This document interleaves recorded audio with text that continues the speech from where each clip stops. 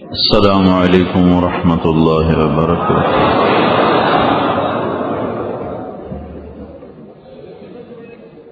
الحمد لله الذي كتب الآثار ونسخ الآجال والقلوب عنده مفضية والسر عنده علانية. الحلال ما أحل والحرام ما حرم والدين ما شرع والأمر ما قضى. الخلق خلقه والعبد عبده وهو الله الرؤوف الرحيم. وأشهد أن لا إله إلا الله وحده لا شريك له وأشهد أن سيدنا ومولانا محمدا عبده ورسوله أرسله بالحق بشيرا ونذيرا وداعيا إلى الله بإذنه وسراجا منيرا. صلى الله تعالى عليه وعلى آله وعلى أصحابه وبارك وسلم تسليما كثيرا كثيرا. أما بعد، فأعوذ بالله من الشيطان الرجيم. بسم الله الرحمن الرحيم. أفمن يعلم أنما أنزل إليك من ربك الحق كمن هو أعمى إنما يتذكر أولو الألباب الذين يوفون بعهد الله ولا ينقضون الميثاق والذين يصلون ما أمر الله به أن يوصل ويخشون ربهم ويخافون سوء الحساب والذين صبروا ابتغاء وجه ربهم وأقاموا الصلاة وأنفقوا مما رزقناهم سرا وعلانية ويدرؤون بالحسنة السيئة أولئك لهم عقبى الدار جنات عدن يدخلونها ومن صلح من آبائهم وأزواجهم وذرياتهم والملائكة يدخلون عليهم من كل باب سلام عليكم بما صبرتم فنعم عقبى الدار. وقال النبي صلى الله تبارك وتعالى عليه وسلم: إنكم لتموتون كما تنامون وتبعثون كما تستيقظون وتحاسبون بما تعملون ثم إنها لجنة أبدا أو لنار أبدا. وقال النبي صلى الله تعالى عليه وسلم: إن الله بعثني كافة للناس رحمة فأدوا عني أو كما قال. اوپر بھی اسپیکر چلا ہے، بند کر اس کی گونج آ رہی ہے میرے سامنے، اس کو بند کر بس، یہ اندر کا کافی. اللہ. میرے محترم بھائیو، عزیزوں اور دوستو، انسان دنیا میں جاہل پیدا ہوتا ہے. واللہ اخرجکم من بطون امہاتکم لا تعلمون شیئا. لیکن جو باقی مخلوق ہے وہ انتہائی تعلیم یافتہ پیدا ہوتی ہے. ربنا الذی، فمن ربک یا موسیٰ، تو موسیٰ علیہ السلام نے کہا ربنا الذی اعطا کل شیء خلقہ ثم ہدی. باقی مخلوق کو اللہ علم دیتا ہے. چیونٹی نملتن 1 سینٹی میٹر سے آگے دیکھ نہیں سکتی، وہ کیسی خوبصورت قطار بناتی ہے. اور دیمک بالکل اندھی ہوتی، اسے نظر ہی کچھ نہیں آتی. اور اس کے ایک خاندان میں 10 لاکھ افراد ہوتے ہیں. وہ 10 لاکھ افراد کے لیے پورا گھر، پورا شہر تعمیر کرتی ہے دیمک.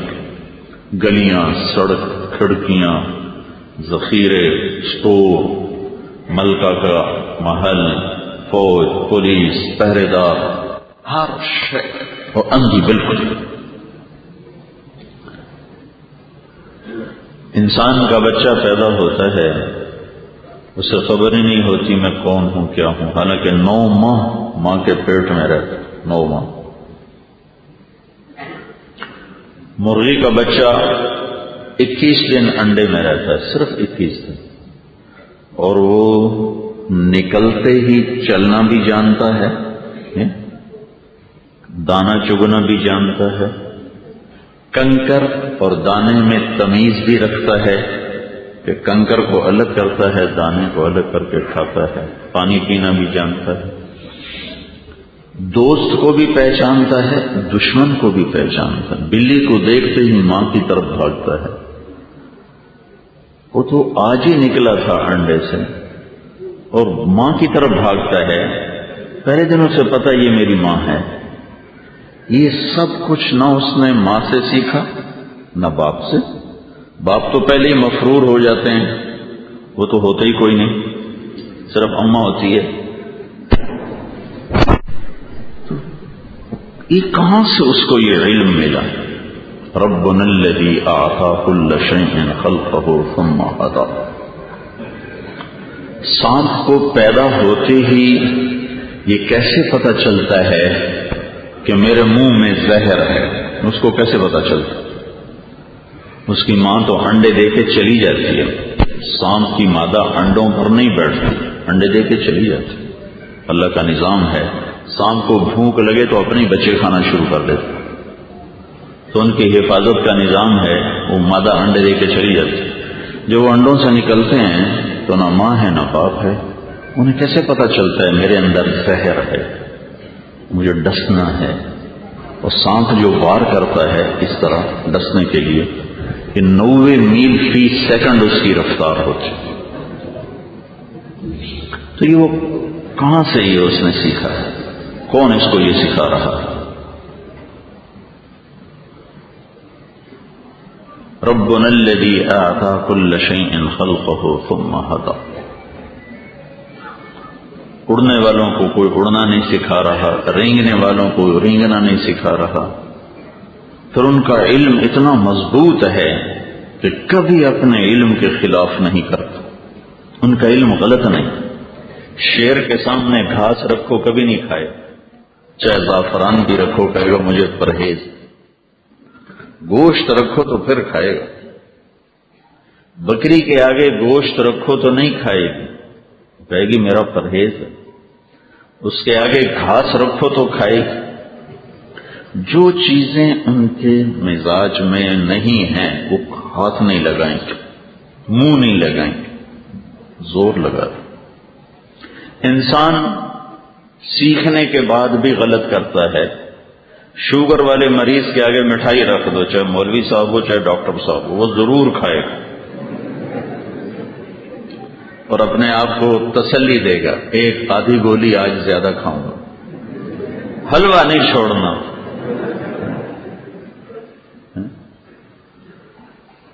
تو انسان غیر انسان میں یہ ایک عجب فرق ہے۔ ایک مچھلی ہے سمندر میں چلتی، اس کا نام ہے ایل، ایل سانپ کی طرح ہوتی ہے، اس کو کہتے ہیں ایل انگریزی میں۔ یہ ہر سمندر میں پائی جاتی ہے، 7 سمندر میں، لیکن اس کے انڈے دینے اور بچہ پیدا ہونے کی صرف 7 سمندر میں ایک جگہ ہے، وہ برموڈا ہے، جنوبی امریکہ میں بحر الکاہل میں ایک جگہ ہے برموڈا۔ وہاں کا ٹیمپریچر پانی کا ایسا ہے کہ ایل وہاں انڈے دیتی ہے اور وہیں وہ انڈا پروان چڑھ کے اس میں سے بچہ نکلتا ہے، باقی پورے سمندر میں کوئی جگہ نہیں۔ تو اب کراچی سے جب وہ انڈے دینے پر آتی ہے تو وہ کراچی سے سفر کرتی ہے، وہ ڈربن سے سفر کرتی ہے، وہ نیو یارک سے سفر کرتی ہے، وہ لندن سے سفر کرتی ہے، وہ سوڈان سے سفر کرتی ہے، مصر سے سفر کرتی ہے، جدے سے سفر کرتی ہے، عقبہ سے سفر کرتی ہے، وہ عدن سے سفر کرتی ہے، جبوتی سے سفر کرتی ہے، اور یہ فاصلے ہیں کوئی 3000 kilometre, 4000 kilometre, 5000 kilometre, 7000 kilometre, 10,000 kilometre, اس طرح فاصلے ہیں، اور وہ سفر کرتی ہیں اور وہاں جا کر وہ مادہ انڈے دیتی ہے، پھر وہ مر جاتا، اس کا اتنا ہی کام ہے انڈے دینا، پھر وہ مر جاتا۔ اس کے بعد بچے نکلتے ہیں، کراچی کی ایل کے انڈوں سے بچے نکلے، جبوتی کی ایل کے انڈوں سے بچے نکلے، نیو یارک کی ایل کے انڈوں سے بچلے نکلے، ڈربن کی ایل کے انڈوں سے بچے نکلے۔ انہیں نہیں پتا ہماری ماں کہاں سے آئی تھی، اور سامنے اندیکھی راہیں ہیں، سیاہ پانی ہے، سمندر میں روشنی سورج کی 800 میٹر تک سفر کرتی ہے، اس سے آگے نہیں کر سکتی، اندھیرا ہے، خوب اندھیرا ہے۔ اب یہ بچے وہاں رہ نہیں سکتے، وہاں کا ٹیمپریچر ایسا ہے کہ وہاں یہ وہیں رہ سکتے ہیں جہاں ان کی ماں رہتی تھی، ورنہ یہ مر جائیں گے۔ تو اب یہ وہاں سے سفر شروع کرتے ہیں، واپسی کا سفر شروع کرتے ہیں، واپسی تو، اور جہاں ان کی ماں تھی وہیں ان کی نمو اور وہیں ان کی زندگی کے اسباب موجود ہیں۔ اگر کسی اور سمندر میں جائیں گی تو مر جائیں گے۔ تو سمندر کے ماہرین آج تک یہ دیکھ نہ سکے کہ کراچی کی ایل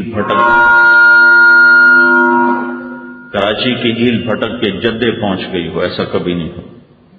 جدے کی ایل وہ بھٹک کے نیو یارک پہنچ گئی ہو، ایسا کبھی نہیں ہو۔ اور ڈربن کی ایل بھٹک کے وہ عدن پہنچ گئی ہو، ایسا کبھی نہیں ہو۔ ہزاروں میل کے راستوں میں وہ چلتی ہیں، نہ کہیں راستہ پوچھتی ہیں، نہ کہیں بھٹکتی ہیں، نہ ان کو کہیں دھوکہ لگتا ہے، سیدھے اپنے مقام پر جاتی ہیں جہاں سے ان کی ماں چلی تھی۔ ربنا الذی اعطى كل شيء خلقه ثم هدى۔ یہ نمونے بکھرے پڑے ہیں۔ کبھی آپ نے دیکھا کہ سیب کے اوپر ناشپاتی نکل آئی ہو، سیب بھول گیا اور ناشپاتی نکل، ناشپاتی پہ انگور نکل آیا ہو، او ہو میں تو بھول گیا۔ تم سارا سال پڑھ کے بھی غلط لکھتے ہو پرچے میں۔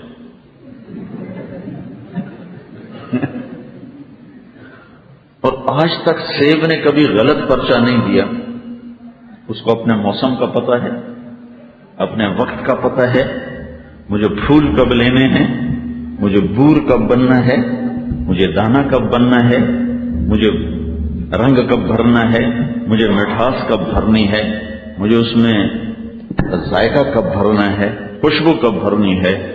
آج تک کبھی اس کے خلاف نہیں ہو، نہ نباتات میں، نہ جمادات میں، نہ حیوانات میں۔ یہ میرے رب کا نظام ہے۔ انسان جاہل پیدا ہوتا ہے، یہ علم باہر سے لیتا ہے، یہ علم باہر سے لیتا ہے، اندر میں اس کے پاس کوئی علم نہیں ہے۔ کسی بچے کو جنگل میں چھوڑ دو اور اس کو کوئی انسان نہ ملے تو چاہے اس کے کان ٹھیک بھی ہوں وہ گونگا ہوگا، بول نہیں سکے۔ تو باہر دو علم ہیں، وَنَفْسٍ وَمَا سَوَّاهَا فَأَلْهَمَهَا فُجُورَهَا وَتَقْوَاهَا۔ فجور کا علم بھی ہے، تقوی کا علم بھی ہے۔ فَهَدَيْنَاهُ النَّجْدَيْنِ، دو راستے ہیں، إِنَّا هَدَيْنَاهُ السَّبِيلَ إِمَّا شَاكِرًا وَإِمَّا كَفُورًا فَمَنْ شَاءَ فَلْيُؤْمِنْ وَمَنْ شَاءَ فَلْيَكْفُرْ۔ دو راستے ہیں اور اختیار دیا گیا، فمن شاء، تمہاری مرضی ہے، ادھر چلو ادھر چلو۔ اگر صحیح راستہ مل گیا تو اللہ کہتا ہے فَسَنُيَسِّرُهُ لِلْيُسْرَى، اگر غلط راستہ مل گیا تو اللہ کہتا ہے فَسَنُيَسِّرُهُ لِلْعُسْرَى۔ صحیح راستہ مل گیا تو آگے اللہ کی رضا ہے، اور اگر غلط راستہ مل گیا تو آگے بھڑکتی جہنم ہے۔ ایک کا داعی، ایک علم کا داعی اللہ ہے اور اس کے انبیاء ہیں، اور ایک علم کا داعی شیطان ہے اور اس کے آگے اتباع ہیں اور شتونگڑے ہیں. چونکہ انسان جاہل ہے، یہ علم باہر سے لیتا ہے، اور باہر سے جو چیز آتی ہے وہ دعوت سے آتی ہے.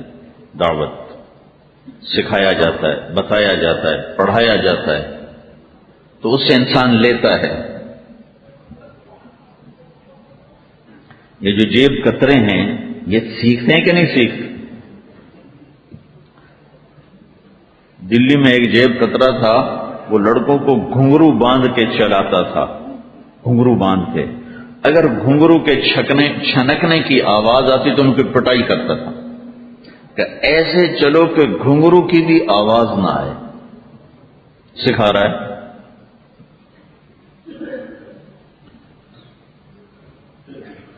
تو غلط کو بھی سیکھا جاتا ہے. ایک دفعہ اس زمانے کے چور بھی کیسے نیک تھے. انگریزوں کا دور تھا تو ایک چیلا گرو کو 3 روپے لا کے دیے. 3 روپے دلی میں. انہوں نے کہا سارے دن صرف 3 روپے؟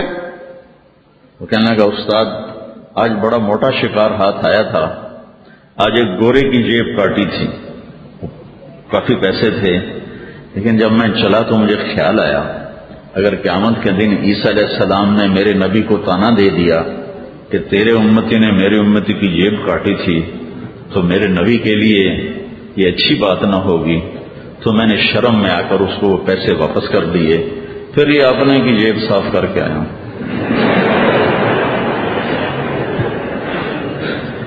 تو گرو نے اس کو 10 روپے انعام دیے، کہا یہ بیٹا تیرا آج کا انعام ہے. تو انسان جو سیکھتا ہے باہر سے سیکھتا ہے، اندر میں استعداد ہے. الم نجعل له عینین ولسانا وشفتین وہدیناہ النجدین. اندر میں استعداد. فجعل لكم السمع والابصار والافئدہ لعلكم تشکرون. اخرجکم واللہ اخرجکم من بطون امہاتکم لا تعلمون شیئا. تم کچھ نہیں تھے تو تمہیں سیکھنے کے لیے کیا دیا؟ فجعل لكم السمع والابصار والافئدہ. یہ 3 چیزیں تمہیں دی ہیں، اس سے تم لے سکتے ہو، تم اس سے آگے بڑھ سکتے ہو، صحیح کی طرف بھی اور غلط کی طرف بھی. دونوں راستے تمہارے لیے کشادہ ہیں، دونوں راستے تمہارے لیے کھلے ہوئے ہیں. ایک کے آخر میں جنت ہے، ایک کے آخر میں جہنم ہے. ایک راستہ جنت کی طرف جاتا ہے، ایک جہنم کی طرف جاتا ہے.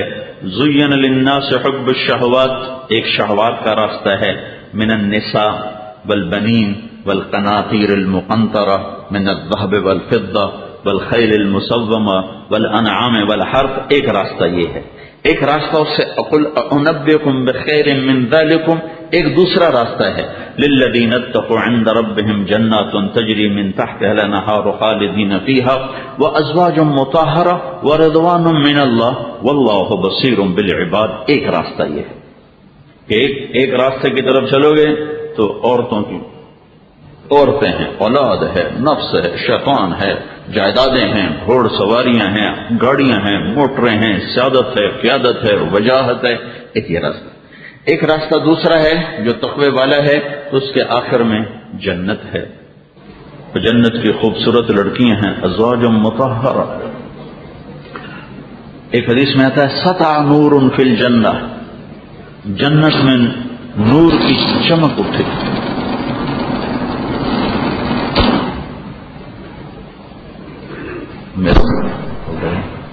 میرا بھی گلا خراب ہے، تمہارے سپیکر کا گلا بھی خراب لگتا ہے.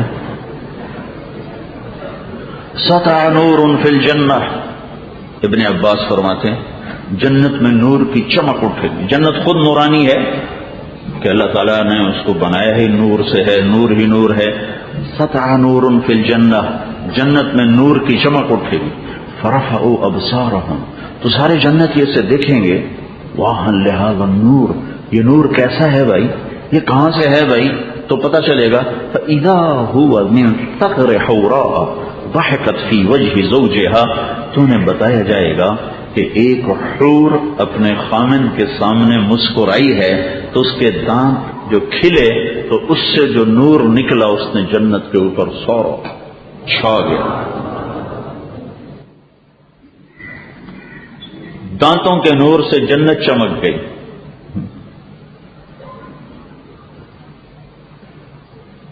ابن عباس فرماتے ہیں جنت میں ایک حور ہے جس کا نام ہے لعبہ. لعبہ کہتے ہیں کھیلنے والی، اپنے خامن سے بہت کھیلے گی، اور وہ ایسی ہے کہ لولا ان اللہ قضى لأهل الجنة الا يموتوا لماتوا من حسنها وجمالها. موت مر نہ گئی ہوتی تو لعبہ کو دیکھ کے سارے مر جاتے. جميع الحور العين عشاق لها. ساری حوریں کیا شے ہیں، جنت کی حوریں اس پر عاشق ہیں اس کے حسن و جمال کی وجہ سے، اور اس سے کہتی ہیں یا لعبۃ لو یعلم الطالبون لجدوا فیک. اگر تیرے چاہنے والوں کو تیرا پتہ چل جائے تو تجھے حاصل کرنے کے لیے سب کچھ لگا تھا. اور مکتوب بین عینیہا من احب ان یکون له مثلی فلیعمل برضاء ربی. جو یہ چاہے کہ میں اس کی بن جاؤں تو اپنے رب کو راضی کر لے. پھر ابو ہریرہ فرماتے ہیں جنت میں ایک حور ہے جس کا نام عینا ہے. وہ چلتی ہے تو اس کے 70,000 خادم دائیں طرف ہوتے ہیں، 70,000 خادم بائیں طرف ہوتے ہیں. سمندر میں تھوک ڈالے تو میٹھے ہو جائیں. 7 سمندر. کئی دفعہ سمندر کا سفر کیا تو یہ حدیث مستحضر ہوتی تھی کہ اتنے بڑے سمندر میں جنت کی لڑکی ایک تھوک ڈال، اسے تھوک آتا نہیں ہے، تھوک تو عیب کی چیز ہے. اگر وہ کوئی زور لگا کے جمع کرے چند چھینٹے اور یوں ڈال دے تو 7 سمندر شہد بن جائیں گے. وہ دنیا کی حسین ترین لڑکی شہد میں تھوک ڈالے کھاؤ گے یا اسی کے منہ پہ مارو گے؟ کیا شے اللہ نے بنائی.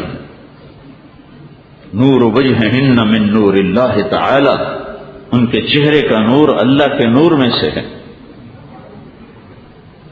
اور ایک اور عجب بات، اللہ نے جنت الفردوس کو بنایا تو اللہ نے اسے اپنے ہاتھوں سے بنایا. خلق الفردوس الاعلی بیدہ. اپنے ہاتھوں سے بنایا. جس دن بنایا اس دن سے لے کر آج، اور آج سے لے کر قیامت تک، یفتحها کل یوم 5 مرات ویقول لها ازدادی طیبا لاولیائی وازدادی حسنا لاولیائی. روزانہ دن میں 5 دفعہ اللہ اس جنت کی ہر شے کو پہلے سے 5 گنا زیادہ خوبصورت بنا دیتا ہے.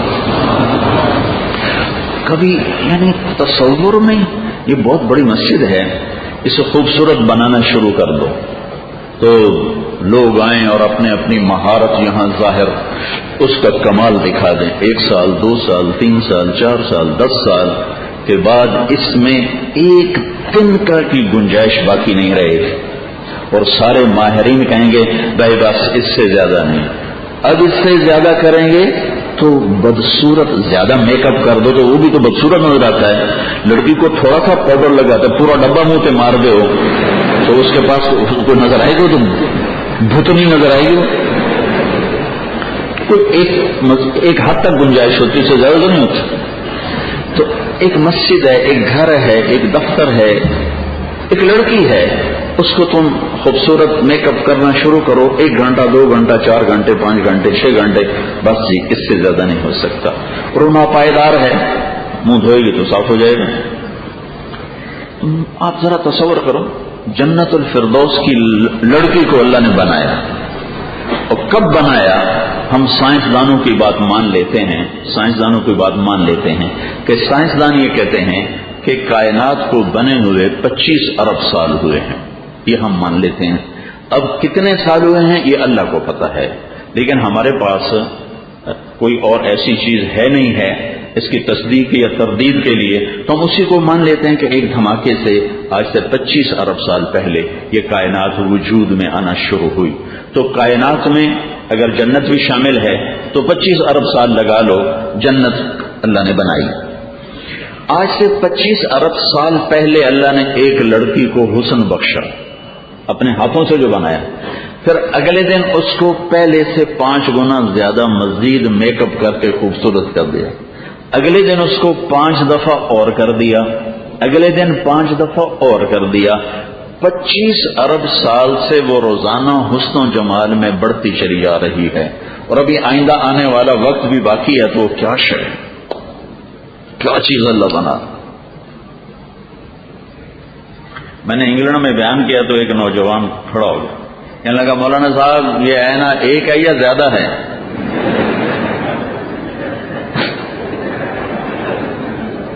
میں نے کہا کیوں؟ کہنے لگا ایک ہے پھر تو نہیں ملتی، وہ تو یہی لے جائیں گے جو اللہ کے نیک بندے ہیں، جو زیادہ ہے تو ہم بھی امیدوار ہیں. تو میں نے کہا جنت میں ایک نہر ہے جس کا نام ہے بیدخ، بیدخ با یا دال خا، بیدخ.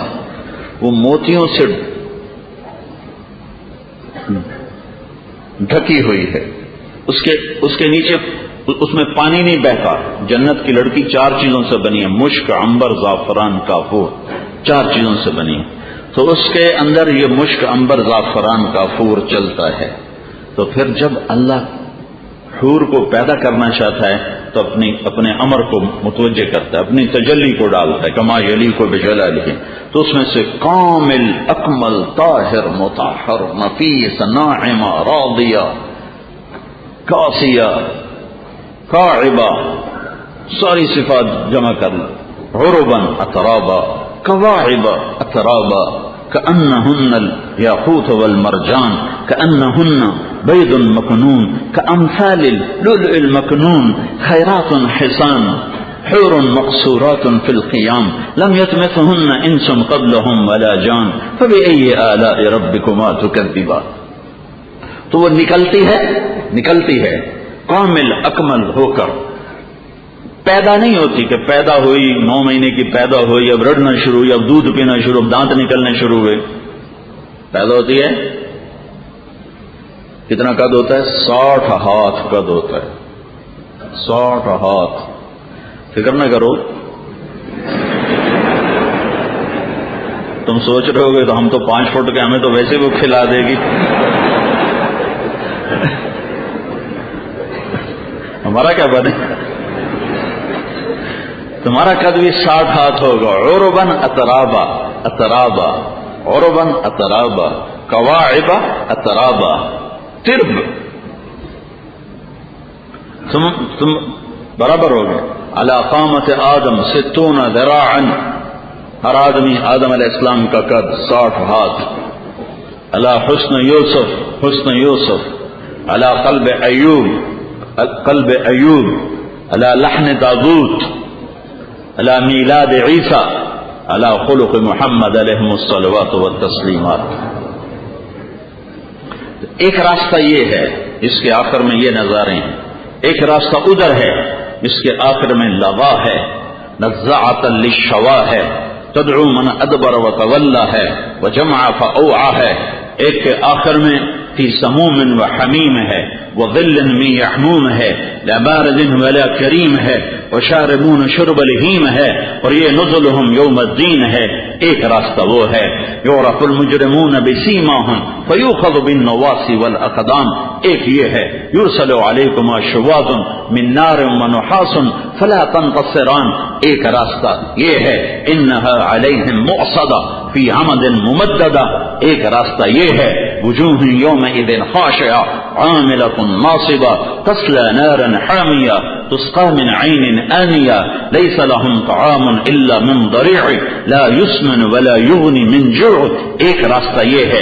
ایک دوسرا راستہ ہے وجوہ یومئذ ناعمة لسعيها راضية في جنة عالية لا تسمع فيها لاغية فيها عين جارية فيها سرر مرفوعة وأكواب موضوعة ونمارق مصفوفة وزرابيج مبثوثة. ایک راستہ یہ ہے تعرف فی وجوہہم نظرۃ النعیم. اور ایک راستہ یہ ہے تسود وجوہ قول سیاہ چہرے کانما اغشیت وجوہہم قطعا من اللیل مظلمہ. کیا ہے؟ سیاہ چہرے کالی رات کی طرح. سرابیلہم من قطران. ایک راستہ یہ ہے یلبسون ثیابا خضرا من سندس و استبرق، ایک راستہ یہ ہے حلوا اساور من فضہ، ایک راستہ یہ ہے اذ الاغلال فی اعناقہم، ایک راستہ یہ ہے تسقى من عین آنیہ، ایک راستہ یہ ہے یشربون من کأس کان مزاجها کافورا، ایک درجہ یہ ہے یسقون فیہا کأسا کان مزاجها زنجبیلا، ایک درجہ یہ ہے وسقاہم ربہم شرابا طہورا، ایک درجہ یہ ہے۔ کیا محفل ہے! یشربون خود پی رہے ہیں، یشربون خود پی رہے ہیں، ایک درجہ اس سے اوپر ہے یسقون فیہا، پلایا جا رہا ہے، خدام غلمان ملائکہ حور ازواج، ایک اس سے بھی اوپر کا درجہ ہے، وہاں کیا ہے وسقاہم ربہم شرابا طہورا، اللہ خود پلانے والا ہے۔ یہ دو راستے ہیں میرے عزیزو، آپ خوش قسمت ہو کہ آپ اس راستے پر ہو جس کی انتہا جنت ہے، جس کی انتہا اللہ کی رضا ہے، جس کا آخر اللہ کی رضا ہے۔ آپ اس راستے پر ہو، اگر اس میں ہم صحیح چلے تو اللہ کے فضل و کرم کے سوا اس کا یہ اعلان تم سنو گے مرتے ہوئے، یا ایتھا النفس المطمئنہ ارجعی الی ربک راضیۃ مرضیہ فادخلی فی عبادی وادخلی جنتی۔ اللہ نے یہ نہیں کہا تعالی یا ایتھا النفس المطمئنہ، تعالی کہا ارجعی، تعالی ارجعی، آ جاؤ آ جاؤ، نہیں ایک باریک فرق ہے، تعالی آ جاؤ، ارجعی واپس آ جاؤ۔ واپس آ جاؤ میں اردو میں جب میں کہوں گا واپس آ جاؤ تو اس میں یہ معنی ہے کہ میں تیرے انتظار میں ہوں، اور آ جاؤ اس میں انتظار کا معنی نہیں، آ جاؤ آ جاؤ، اس میں انتظار کا کی خوشبو نہیں ہے، لیکن میں کہتا ہوں واپس آ جاؤ تو اس میں انتظار کی مہک ہے کہ اے میرے نیک بندے واپس آ جا، واپس آ جا، تیرا رب بھی تیری ملاقات کے شوق میں ہے۔ الی ربک راضیۃ مرضیہ فادخلی فی عبادی وادخلی جنتی، جنت تیرے لیے تیار ہے، میرے نیک بندے تیرے استقبال کو تیار ہیں، اور تیرا رب تجھ سے راضی ہو چکا ہے۔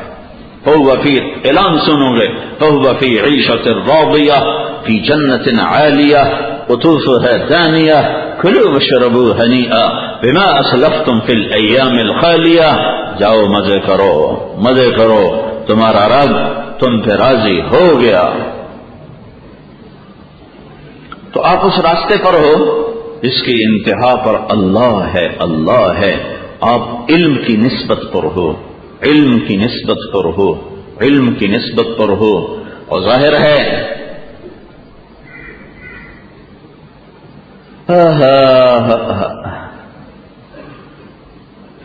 انزل من السماء ماء فسالت اودیۃ بقدرها، یہاں ماء سے مراد علم ہے، اور اودیہ سے مراد قلوب ہیں، اور بقدرها میں اشارہ ہے کہ ہر دل ایک جیسا حامل علم نہیں ہوتا، بقدرها، کوئی بڑے چھوٹے، کوئی بڑے تنگ، کوئی بڑے تھوڑے، کوئی بڑے وسیع، کوئی بڑے وسیع، کوئی اتنے وسیع کہ آفاق ان میں سما جائیں پر ان کے سینے کی وسعتیں کم نہ ہو سکیں۔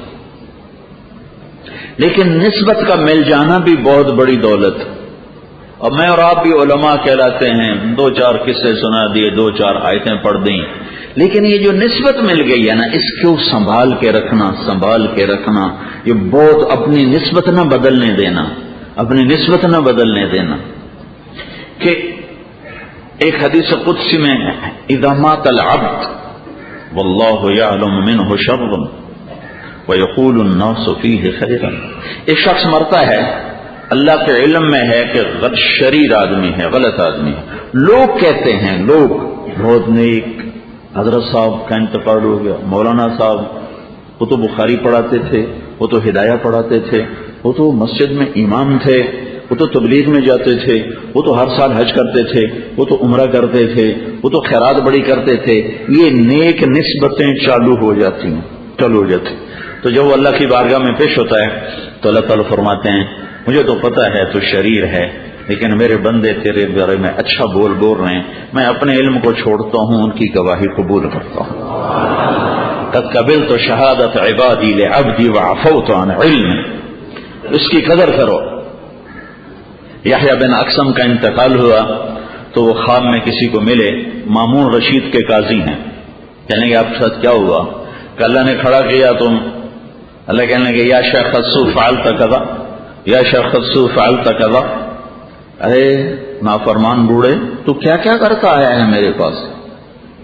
تو میں نے کہا یا اللہ، میں نے تو آپ کے بارے میں یہ بات نہیں سنی جو آپ فرما رہے ہیں۔ تو اللہ تعالیٰ نے فرمایا تو نے کیا سنا ہے میرے بارے میں؟ کہ یا اللہ حدثني عبد الرزاق عن معمر عن الزهري عن عروة بن الزبير عن عائشة رضي الله عنها عن رسول الله صلى الله عليه وسلم عن جبريل قال قال الله تعالى إني أستحي أن أعذب ذا شيبة في الإسلام وإني شبت في الإسلام۔ یا اللہ مجھے عبد الرزاق نے بتایا، انہیں معمر نے، انہیں زہری نے، انہیں عروہ نے، انہیں اما عائشہ رضی اللہ عنہا نے، انہیں تیرے حبیب صلی اللہ علیہ وسلم نے، انہیں جبریل نے، جبریل کو تم نے بتایا کہ جب کوئی اسلام میں بوڑھا ہو کے مرتا ہے تو اسے عذاب دیتے ہوئے میں شرماتا ہوں، تو میں تو بوڑھا ہو کے آیا ہوں۔ تو اللہ تعالیٰ نے فرمایا صدق عبد الرزاق وصدق الزہری وصدق معمر وصدق عروہ وصدقت عائشہ وصدق رسول اللہ وصدق جبریل وانا اصدق القائلین، چل تجھے معاف کرتا ہوں۔ ہاں سچ کہا عبد الرزاق نے بھی اور معمر نے بھی اور زہری نے بھی اور عروہ نے بھی اور عائشہ رضی اللہ عنہا نے بھی اور رسول اللہ صلی اللہ علیہ وسلم نے بھی اور جبریل نے بھی اور میں نے بھی سچ کہا، چلو جاؤ جنت میں جاؤ۔ نسبت یہ نسبت بہت عالی ہے، بہت عظیم الشان ہے، اور پھر تمہیں علماء حق کی نسبت حاصل ہے۔ تمہیں ہمیں اللہ تعالیٰ کسی غلط راستے میں لگا دیتا، کسی غلط نسبت پہ لگا دیتا۔ میں پوری دنیا پھرا ہوں، 6 بر اعظم پھرا ہوں، جو پچھلی صدی میں ایک قافلہ گزرا ہے دیوبند کا، میں ایسا قافلہ پوری دنیا میں نہیں دیکھ سکتا۔ میں عقیدت سے نہیں کہہ رہا ہوں، میں بصیرت سے کہہ رہا ہوں۔ ہر جگہ اللہ کے رجال ہیں، ہر جگہ اللہ کے چاند اور سورج ہیں جو ہدایت کا ذریعہ بنے، پر پچھلی صدی میں جو ایک قافلہ گزرا ہے، اس قافلے کا مثل پوری دھرتی میں نے نہیں دیکھا۔ میں جو کچھ میں جانتا ہوں میں اس کے مطابق دعویٰ کر رہا ہوں، ہو سکتا ہے میرا دعویٰ غلط ہو، کہ علم کامل کلی تو میرے اللہ کا ہے، اور اللہ تعالیٰ نے اپنے بندوں میں کیا کیا صفات رکھی ہیں، لیکن جو یہ طائفہ انفا گزرا ہے، جو یہ طائفہ اصلح گزرا ہے اور اتقا گزرا ہے اور اعلم گزرا ہے اور اسکا گزرا ہے، ایسا طائفہ افراد کی بات نہ کر، طائفہ ایسا مجموعہ پوری دھرتی میں نہیں نظر آتا، کہ اللہ تعالیٰ نے چنا اس دھرتی کو۔ انگریز نے اس کو اندلس بنانے کا پورا منصوبہ بنایا تھا۔ 1757 میں پلاسی میں ہارے، سراج الدولہ کو شکست ہوئی۔ 1799 میں 31 مئی 1799 جب ٹیپو شہید ہوئے تو جنرل ہیرس نے کہا ہندوستان ہمارا ہے۔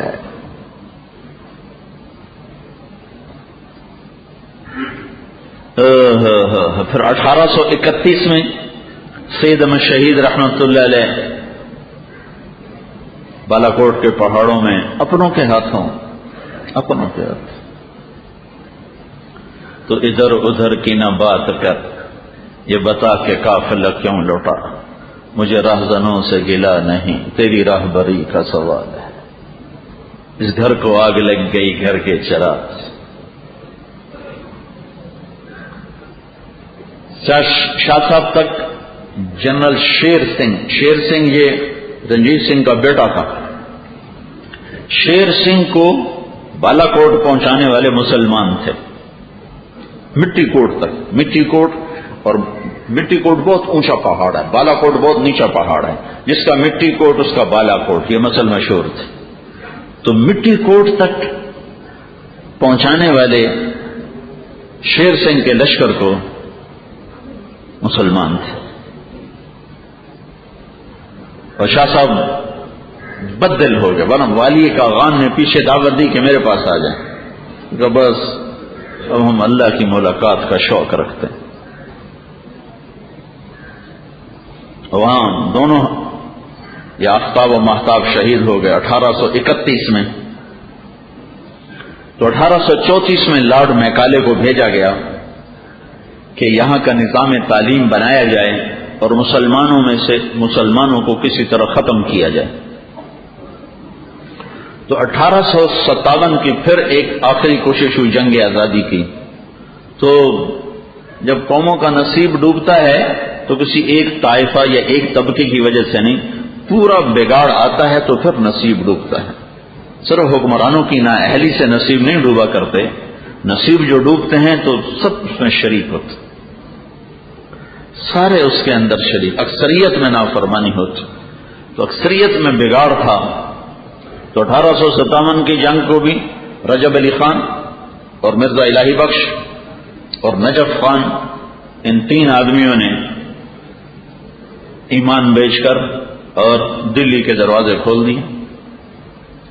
اس کے بدلے میں رجب علی خان کو سونے چاندی کے ڈھیر ملے، وہ امبالے کا تھا، تو اس نے پورا ایک سونے کا فوارہ بنایا، سونے کا، جس میں سے شراب نکلتی تھی اور وہ بیٹھ کے پیا کرتا تھا اپنے مصاحبین کے ساتھ۔ تو کسی ایک صرف بہادر شاہ ظفر کی نااہلی سے ملک نہیں ڈوبا تھا، معاشرہ ڈوب چکا تھا۔ تو اب ان کو 100% یقین تھا کہ ہم اس کو اندلس بنا دیں گے۔ تو 1864 میں ایک محمد قاسم نام کے ہستی نے ایک چھوٹا سا چھپر ڈالا، چھپر، اور مسجد بنائی تو چھت ہی کوئی نہیں، چھت کے پیسے ہی کوئی نہیں، ایک چھپر ڈالا اور ایک انار کے درخت کے نیچے پڑھانے والا بھی محمود، پڑھنے والا بھی محمود۔ 1989 میں گیا تھا دیوبند، تو وہ انار کا درخت اس وقت تک تو کھڑا تھا، بعد میں نے سنا کاٹ دیا گیا۔ انار کے درخت کی عمر ہوتی ہے 15 سال، میں زمیندار کا بیٹا ہوں، باغات کا تجربہ ہے، 15 سال سے زیادہ انار کی عمر نہیں ہوتی، خود ہی سوکھ جاتا۔ وہ 125 سال کھڑا رہا انار کا درخت، 125 سال ناممکنات میں سے۔ وہ تو بھی کھڑا تھا، پھر کاٹ دیا گیا، خود ہی کاٹ دیا گیا۔ شاید حضرت عمر کی سنت پہ عمل کیا کہ وہ کی کر کے درخت کو لوگ آ کے تبرکاً چھونے لگے، تو حضرت عمر نے کٹوا دیا۔ تو اسی کے ابتدا میں وہاں کے مشائخ نے اسے کٹوا دیا۔ تو 89 میں وہ درخت صحیح سلامت تر و تازہ کھڑا ہوا تھا۔ تو اللہ نے اپنے ایک بندے کے ذریعے سے ایک اینٹ اور ایک چھپر بنوایا، اور یہ معلوم نہیں تھا کہ یہ چھپر نہیں بن رہا، یہ سارے باطل سے ٹکرانے کا نظام بن رہا ہے، اور سارے باطل کی اسکیموں کے ٹوٹ جانے کا نظام بن رہا ہے۔ اور مسجد کی چھت کوئی نہیں، تو نانوتوی صاحب رحمت اللہ علیہ پریشان ہوتے تھے کہ چھت کوئی نہیں۔ تو خواب میں اللہ کے نبی کی زیارت ہوئی، تو آپ نے فرمایا قاسم پریشانی کیا ہے؟ کہا جی چھت کوئی نہیں مسجد کی۔ کہا اس میں پریشانی کی کیا بات ہے؟ بیت اللہ ہزاروں سال بغیر چھت کے کھڑا رہا، بیت اللہ پہ چھت بھی قریش نے ڈالی، جب آپ کی عمر 35 برس تھی تو بیت اللہ کو توڑ کے اسے بنایا گیا، تو چھت ڈالی گئی۔ اس میں کیا فکر کی بات ہے؟ بیت اللہ بھی بغیر چھت کے کھڑا رہا۔ تو میرے مالک نے اس ملک کو، سارے عالم کے لیے ایسے مدارس پوری دنیا میں کوئی نہیں، یہ جیسے آپ یہ بر صغیر ہندوستان، پاکستان، بنگلہ دیش، جہاں یہ سارے بنات ہیں، اور وہ ہے، ہم فروع ہیں اور وہ اصل ہے، ایسے مدارس پوری دنیا میں کوئی نہیں۔ اب جو بنے ہیں تو یہیں سے گئے ہوئے ہیں شاگردان، جنہوں نے جا کر وہاں شکلیں قائم کی ہیں، وہ یہیں کا سارا فیض ہے۔ پوری دنیا میں نہ اس طرح علماء ہیں، نہ ایسے اتنی تھوڑی تنخواہوں پہ بیٹھ کے پڑھانا پوری دنیا میں کوئی نہیں۔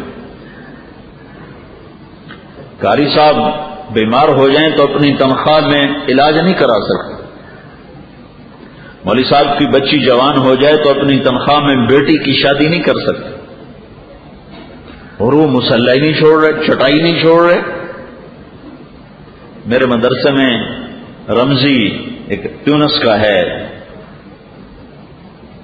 نوجوان پڑھا، یہیں پڑھا پھر وہاں پڑھا رہا ہے. اسی کی برکت سے میں عربی نظام کو چلانے میں کامیاب ہوا، اور اللہ نے فضل فرمایا کہ ڈول ہچکولے کھاتے کشتی، پھر بھی اللہ پاک نے اس کو وجود بخشا. اس میں اس کا بڑا کردار ہے. وہ عرب تھا، اور عرب کے لیے عربی فضا بنانا کیا مشکل تھا.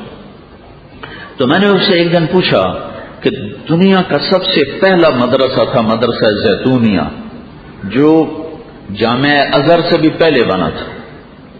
اتنا بڑا مدرسہ بند کیسے ہو گیا، بند کیسے ہو گیا؟ تو کہنے لگا اللہ علماء دیوبند کو جزائے خیر دے.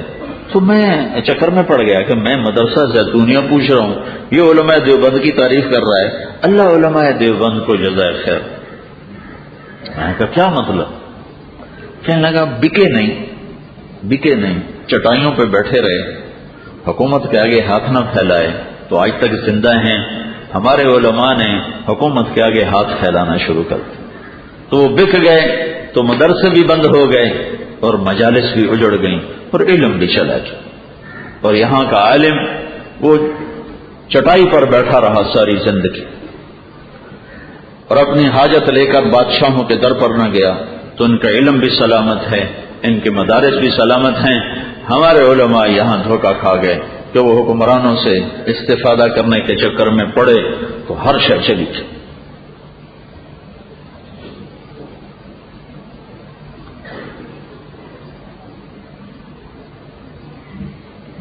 بکار بن قتیبہ کی مجلس میں احمد بن طولون آ کے بیٹھا کرتا تھا، اور ہر سال 1000 دینار ہدیہ دیا کرتا تھا.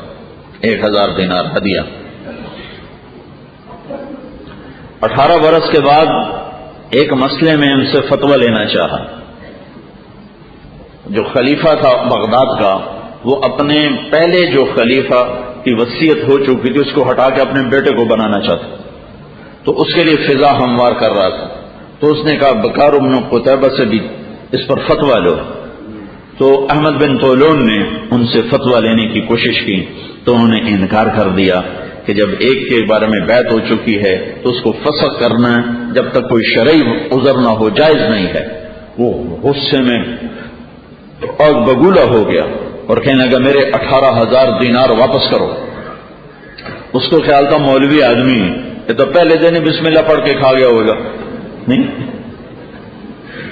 تو 18,000 دینار 18 سال کی دولت کہاں ہوگے اس بار کہ میرے 18,000 دینار واپس کرو. جی بہت اچھا. گھر گئے اور 18 تھیلیاں ان کی مہر بھی نہیں توڑی تھی اور اسی طرح اس کے منہ پہ مار کہ بس اسی پہ میرا ایمان خریدنا چاہتا. ختم نبوت کی تحریک میں جنرل اعظم نے حضرت لاہوری رحمت اللہ علیہ کو بلوایا اور قادیانیوں کے بارے میں کہا کہ یہ تحریک نہ چلے، اور چائے اور بسکٹ پیش کیے. اور اس سے کہ حضرت اگر یہ تحریک نہ چلے تو ایک دم کھڑے ہو گئے. کہا اعظم ایک چائے کی پیالی پر احمد علی کو خریدنا چاہتے ہو، میں لعنت بھیجتا ہوں تجھ پر بھی تیری حکومت پر. یہ اتنے زوردار کیوں تھے کہ ہاتھ ایسے نہیں تھا، ہاتھ ایسے تھا، مٹھی بند تھی. کھلی ہوتی تو یہ تمہیں احسن العلوم نظر نہ آتا ہے، اور کراچی سے پشاور تک تمہیں ایسے مدارس نہ نظر آتے کہ مٹھی کو بند رکھا، کھولا نہیں. اس بند مٹھی کی وجہ سے یہ فیض چل رہا ہے. جس دن یہ مٹھی کھل گئی حکام کی طرف ہر شے برباد ہو جائے گی. تو تمہیں اللہ تعالیٰ نے عالی نسبتیں عطا فرمائیں، اس نسبت کی قدر کرو. ہاں انسان ہے، خطا تو ہر ایک سے ہوتی، انسان ہے، خطا تو ہر ایک سے. امام ابو حنیفہ نے کوڑے کھائے، کوڑے، لیکن منصور کے منصب کو قبول نہیں کیا.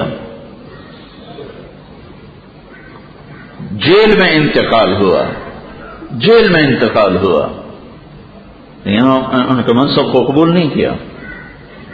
ہاں منصب قبول کرنا ہو دین کی مصلحت کی خاطر تو اس میں اللہ کی تائید شامل ہے.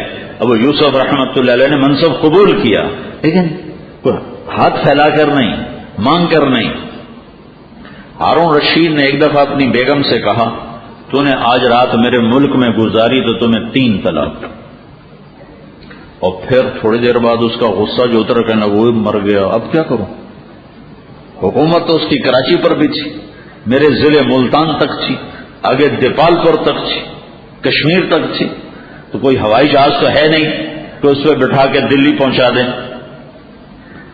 تو اس نے علماء اکٹھے کیے، کہا بھائی کوئی طریقہ ہے طلاق سے بچنے کا؟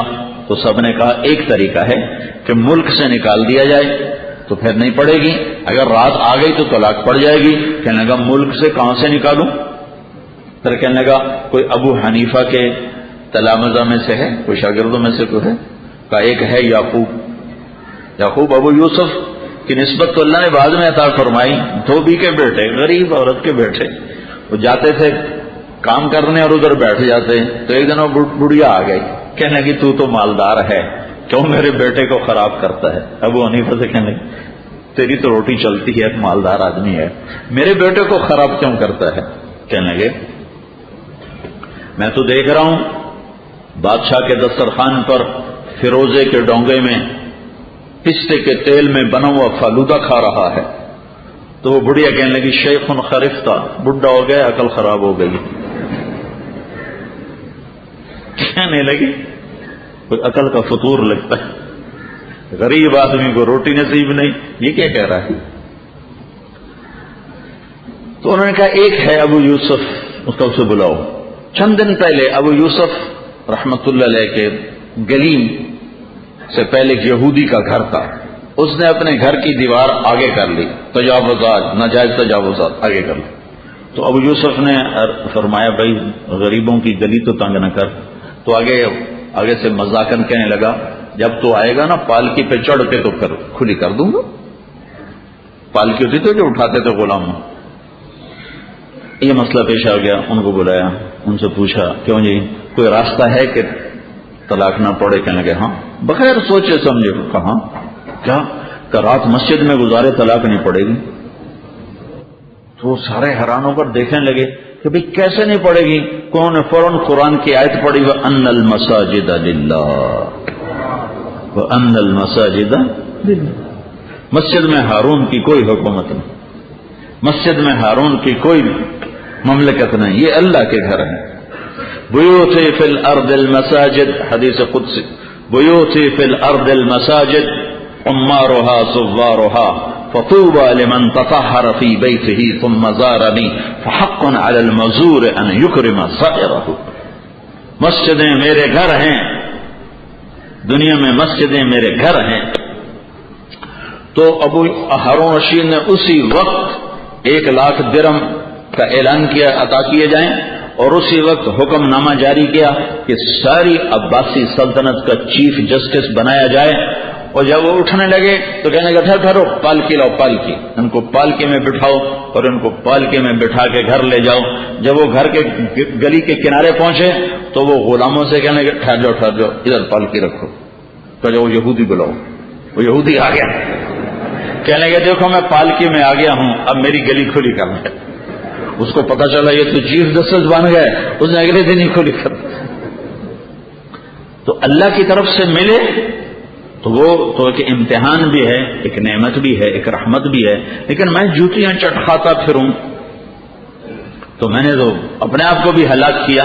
وہ تو علم لغیر الدین، اللہ کے نبی نے بتایا تھا کہ علماء کچھ ایسے ہوں گے جو علم کو بیچ دیں گے. دوسری چیز بھائیو یہ ہے کہ یہ سفر محض اللہ کی رضا کے ساتھ طے ہوتا ہے، اس کے ساتھ کسی اور چیز کو شامل نہیں کیا جا سکتا. کہ الا للہ الدین الخالص وما امروا الا ليعبدوا الله مخلصین له الدین. اور اخلاص کی مثال جو اللہ نے قرآن میں دی ہے، مادی مثال جو قرآن میں دی ہے وہ دودھ کی دی ہے.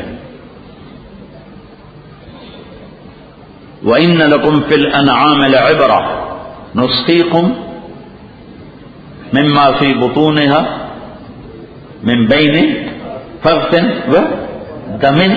کیا ہوتا ہے؟ لَبَنًا خَالِصًا سَائِغًا لِلشَّارِبِينَ. خلوص کو، اخلاص کا بڑا خوبصورت سمجھانے کا انداز، الا للہ الدین الخالص وما امروا الا لیعبدوا اللہ مخلصین لہ الدین. تو اخلاص کی مثال ڈھونڈو تو ہمیں دودھ ملتا ہے قرآن میں. دودھ میں اللہ تعالیٰ نے کیا بات فرمائی ہے کہ 2 گندے مادے ہیں. دودھ کے ساتھ 2 گندے مادے ہیں، ایک خون ہے ایک گوبر ہے. ایک خون ہے ایک گوبر ہے.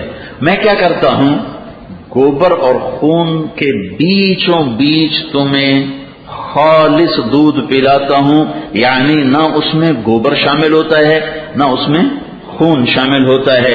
اگر ایک ذرہ گوبر آ جائے تو دودھ کی بالٹی انڈیل دی جاتی ہے، ایک قطرہ خون آ جائے تو دودھ کی بالٹی انڈیل دی جاتی ہے. یہی میرا اللہ کہتا ہے ایک ذرہ ریا آئے گی تو سارا عمل پھینک دیا جائے گا. تو 2 کثافتیں ہیں دودھ کے ساتھ، 2 کثافتیں ہیں دین کے ساتھ. دودھ بھی حصی چیز ہے، اس کی کثافتیں بھی حصی چیز ہے. دودھ نظر آنے والی چیز ہے تو اس کی کثافت خون بھی نظر آتا ہے اور گوبر بھی نظر آتا ہے. ان دونوں میں سے اللہ تعالیٰ دودھ کو خالص کر کے آپ کے ہونٹوں تک پہنچاتا ہے. اللہ ہم سے دین کے لیے بھی اخلاص مانگ رہا ہے، اور اس کے ساتھ بھی 2 نجاستیں لگی ہوئی ہیں. دین ایک مانوی چیز ہے اور اس کے ساتھ کثافتیں غلاظتیں بھی مانوی ہیں. 2 گندگیاں لگی ہوئی ہیں. ان 2 گندگیوں سے دین کو بچا کر جب اللہ کو پیش کریں گے تو جیسے خالص دودھ ہم قبول کرتے ہیں، یہ میرا دین اللہ قبول کرے گا. وہ 2 کثافتیں کیا ہیں؟ ایک حدیث اس کے ساتھ جوڑ دو. آپ نے فرمایا ماذیبان جائعان ارسلا فی غنم بافسد لها من حرص المرء على المال والشرف لدینہ. ترمذی. آپ نے فرمایا 2 بھوکے بھیڑیے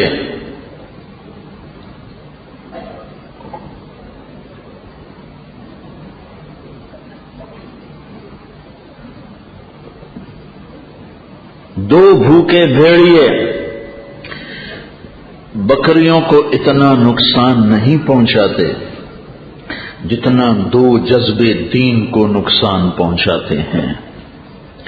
ایک مال کی ہوس، ایک وجاہت کی ہوس.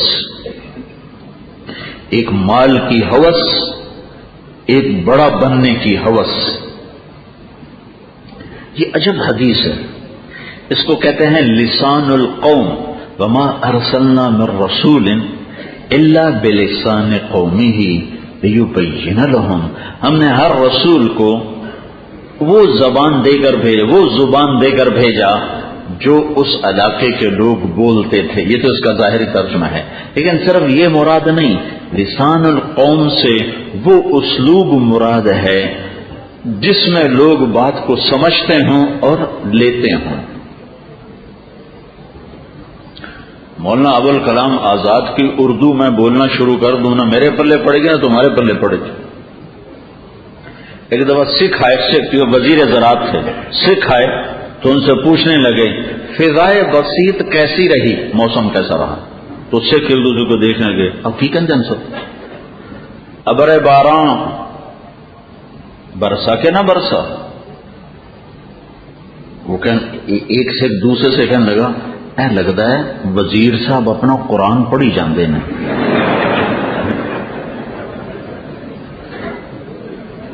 تو اردو والوں میں صرف اردو بولی جائے یہ مراد نہیں، پشتو والوں میں پشتو بولنے والا نبی آئے یہ مراد نہیں، عربی والوں میں عربی بولنے والا نبی آئے صرف یہ مراد نہیں. اللہ اس نبی کو وہ اسلوب سکھاتا ہے جس اسلوب میں لوگ بات کو سمجھتے ہیں اور بات کو لیتے ہیں. تبلیغ کی سیدھی سیدھی بات کیوں چل گئی؟ یہ لسان القوم ہے. خطیب کی فصاحت بلاغت کے آگے مجمع کیوں اٹھ گیا؟ کہ لسان القوم نہیں ہے. میں ابھی حیدرآباد کے اجتماع سے آ رہا ہوں، وہ 1.5-2 لاکھ کا مجمع تھا. یہ کیسے آ گیا؟ وہ کتنے بڑے اشتہار لگتے ہیں، بڑے بڑے، اور ایسے خطیب ہیں غلا دیں ہنسا دیں. لیکن لسان القوم نہیں ہے کہ جو دل کے تاروں پہ جا بجے اور دل کے تار جھنجھنا اٹھیں. عرب میں مال کی طلب بھی ہے اور وجاہت کی طلب بھی ہے. وجاہت کی طلب ایسی ہے کہ وہ مرنے کے بعد بھی طلب کر رہا ہے. اذا انا مت فشکی علی ثیابک، میں مر جاؤں تو گریبان پھاڑ دینا. مرنے کے بعد بھی طلب کر رہا ہے. اور اپنی تعریف کے ایسے رسیا ہیں کہ اپنی تعریف خود کرنے میں قصیدوں کے قصیدے لکھ دیتے ہیں. اذا انا مت فنعینی بما انا اہلہ وشکی علی ثیابک یا ابنۃ معبدی. میں میرے مرنے کے بعد میرا مرثیہ کہنا، گریبان پھاڑ دینا. يدعون عنتر والرماح كأنها اشطان بير في لبان الأدهم ما زلت أرميهم بغرة وجهه ولبانه حتى تسربل بالدم. یہ تو ان کی گھٹی میں ہے مال کی حرص، وجاہت کی حرص. تو انہیں یہ سمجھانا، یوں بھی تو کہہ سکتے تھے آپ حب جاہ بہت بری چیز ہے، حب مال بہت بری چیز ہے، یہ کہہ سکتے تھے. اتنے یہ لسان القوم نہ بنتی. لسان القوم کیا ہے کہ عرب بکری چراتے ہیں اور بھیڑیوں کے حملے دیکھتے ہیں اور بھیڑیوں کی خون خاری دیکھتے ہیں اور بھیڑیوں کا خون بہانا دیکھتے ہیں، اور انہیں پتہ ہے کہ بھوکا بھیڑیا جب بکری میں آتا ہے تو کیا کر دیتا ہے. لیکن حب جاہ سے کیا تباہی آتی ہے یہ پتہ نہیں. حب مال سے کیا تباہی آتی ہے؟ حرص. حب تو ہر چیز، حرص میں نے حرص المرء، حرص سے کیا تباہی آتی ہے یہ معلوم نہیں ہے، یہ معلوم نہیں. اور وہ جبلوا علی ذلک، اس کے اوپر رچے ہوئے ہیں. تو آپ کہہ رہے ہیں، گویا آپ یوں کہہ رہے ہیں، کیوں بھائی دو بھوکے بھیڑی اگر بکریوں میں چھوڑ دیے جائیں تو کیا کریں گے؟